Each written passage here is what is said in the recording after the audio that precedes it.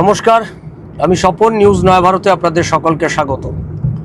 মমতা ব্যানার্জির 2026-এর বিধানসভা নির্বাচনে তার শেষ অস্ত্র কী হতে পারে, এ নিয়ে চর্চা আমাদের সংবাদ মাধ্যমে অনবরত চলছে এবং বিভিন্ন রাজনৈতিক নেতারা তারা যখন বক্তব্য রাখছেন তখন অনেকে বলছেন মমতা ব্যানার্জি এবার নির্বাচনে যেহেতু তিনি পরাজয়ের সম্মুখে রয়েছে, 2026-এর বিধানসভা নির্বাচনকে কেন্দ্র করে এই মুহূর্তে গোটা পশ্চিমবাংলা জুড়ে যে পরিস্থিতি তৈরি হয়েছে তাতে মমতা ব্যানার্জির পরাজয় শুধুমাত্র সময়ের অপেক্ষা।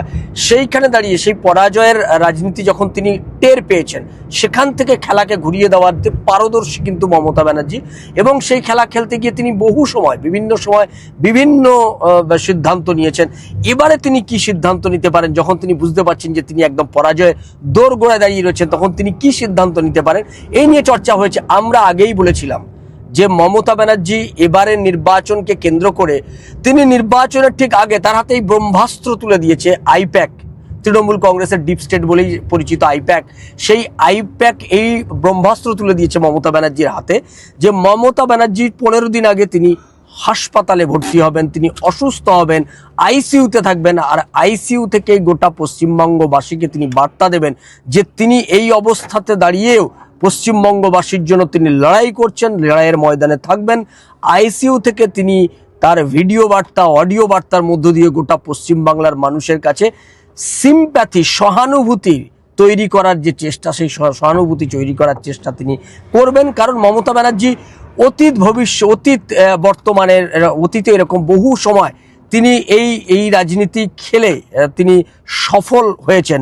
2021-এর বিধানসভা নির্বাচনের সময় আপনাদের সকলে মনে থাকবে, নন্দীগ্রাম থেকে তিনি হঠাৎ বেরিয়ে, তিনি যখন বুঝেছিলেন যে নন্দীগ্রামে তিনি পরাজিত হবেনই এবং গোটা পশ্চিমবাংলাতেই তার পরাজয়ের সম্ভাবনা আছে, তখন তিনি নন্দীগ্রাম থেকে ফেরার সময় হঠাৎ করে তিনি বলে বসলেন যে তাকে আক্রমণ করা হয়েছে, তার ঠ্যাং ভেঙে দেওয়া হয়েছে, এবং তিনি পায়ে একটা বড় ব্যান্ডেজ করে নিয়ে গোটা পশ্চিমবাংলার নির্বাচনে ঘুরে বেড়ালেন ব্যান্ডেজ দেখিয়ে। সেবারে নির্বাচনে, গোটা রাজ্যে নির্বাচনে তৃণমূল কংগ্রেস ফল করলেও নন্দীগ্রামে তার বৈতরণী পার হয়নি।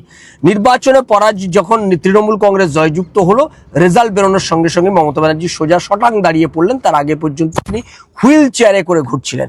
এবারে নির্বাচনে মমতা ব্যানার্জি সেই ক্ষেত্রে কি পদক্ষেপ নিতে পারেন এ নিয়ে জল্পনা চলছিল।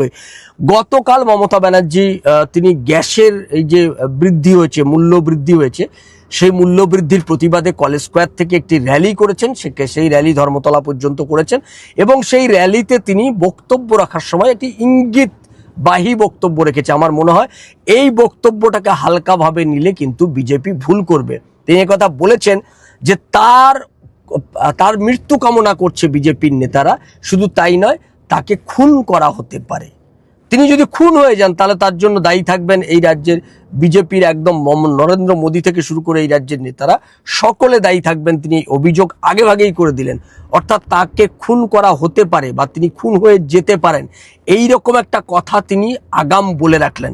আচ্ছা, এর পরের পরিস্থিতি যেটা হতে পারে, আমরা যেটা মনে করছি যে তৃণমূল কংগ্রেসের নেত্রীর ওপর একটা প্রাণঘাতী হামলা হয়েছে, কিংবা কোনো গাড়িতে কোথাও অ্যাক্সিডেন্ট হয়েছে, এই রকম একটা ঘটনা কি পরিকল্পিতভাবে ঘটানো যেতে পারে নির্বাচনের আগে? আর সেই ঘটনার দায় রাজ্য বিজেপি এবং বিজেপির নেতৃত্বের উপর চাপিয়ে দিয়ে গোটা রাজ্য জুড়ে একটা তাণ্ডব করে নির্বাচনের আগে গোটা রাজ্যের পরিস্থিতিকে আরও জটিল তৈরি করে মমতা ব্যানার্জি সেই জটিল পরিস্থিতির ফায়দা নেওয়ার কি চেষ্টা করবে? এটা কিন্তু রাজনৈতিক মহলে চর্চা শুরু হয়েছে।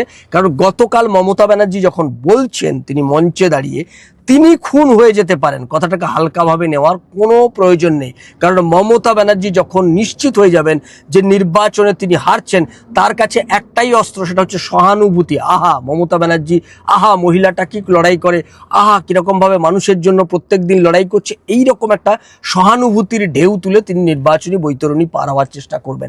সেক্ষেত্রে এটা কিন্তু রাজ্য বিজেপির নেতৃত্ব এবং কেন্দ্রীয় বিজেপির নেতৃত্ব সতর্ক থাকতে হবে যে মমতা ব্যানার্জির ওপর কোনো পরিকল্পিতভাবে তাদের আইপ্যাকের স্ক্রিপ্ট অনুযায়ী একটা হামলা হলো এবং সেই হামলার দায়, কারণ আমরা নন্দীগ্রামে দেখেছি কোনো কিছুই ঘটেনি, সেই যেখানে কোনো ঘটনাই ঘটলো না, তিল ছাড়া তাল তৈরি করা হয়েছে, সেরকম ঘটনা এবারের নির্বাচনে এই নির্বাচনে যখন পরাজয় নিশ্চিত, মমতা ব্যানার্জি তার ভরাডুবি নিশ্চিত, তখন তিনি ঘটাবেন না, এটা কেই বা বলতে পারে।